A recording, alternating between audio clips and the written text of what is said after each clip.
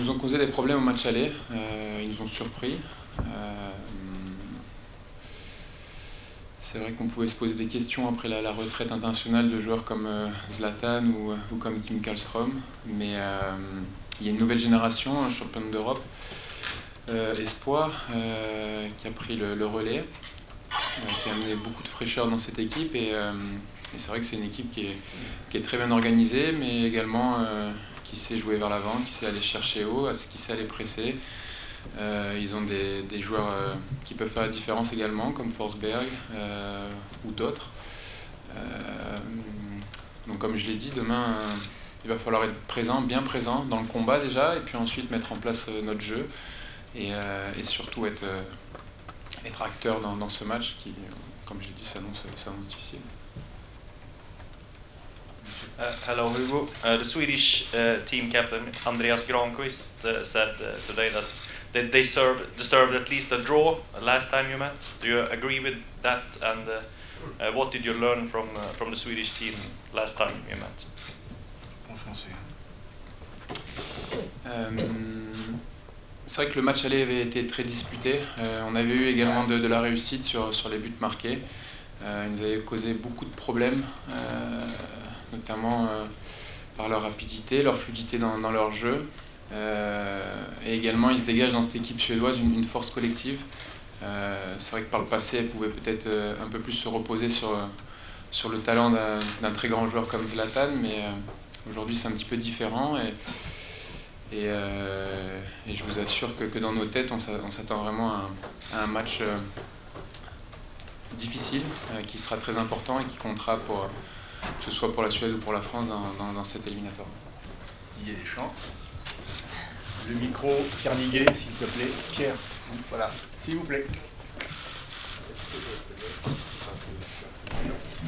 Pierre, lève la main, s'il te plaît. Merci. Didier, in what way did the Swedish team surprise you last time? And do you think any of the players maybe underestimated the young Swedish team? Enfin, si vous voulez, je vous le traduis. Je n'ai pas tout compris, mais...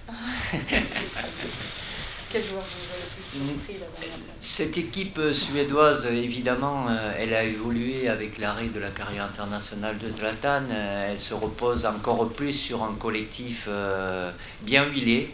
Il y a un système qui s'utilise systématiquement, c'est le 4-4-2 avec une très bonne organisation, la présence des deux attaquants axiaux, avec beaucoup de complémentarité entre eux, quels qu'ils soient, que ce soit Toivonen, Berg, Guidetti, bon, Telim il n'est pas là, mais et des joueurs sur les couloirs qui amènent de la vitesse. On le connaît puisqu'il est un peu plus parce qu'il est en Ligue 1, c'est Durmaz, gaucher, qui joue souvent à droite.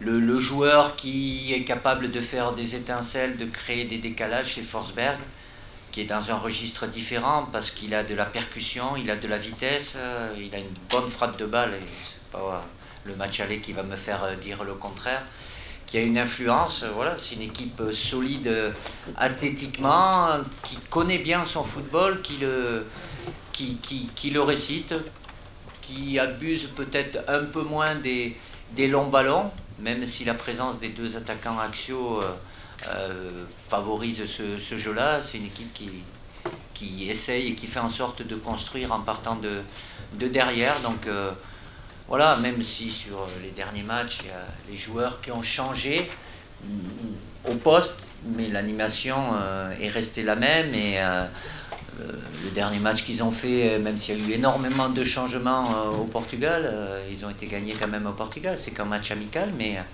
ça prouve que voilà, il y a des anciens et puis il y a la jeune génération qui a été championne d'Europe. Il y a plusieurs joueurs qui ont été incorporés dans cette équipe et ça fait collectivement une équipe qui est performante. Excellent, bonne traduction. Merci beaucoup.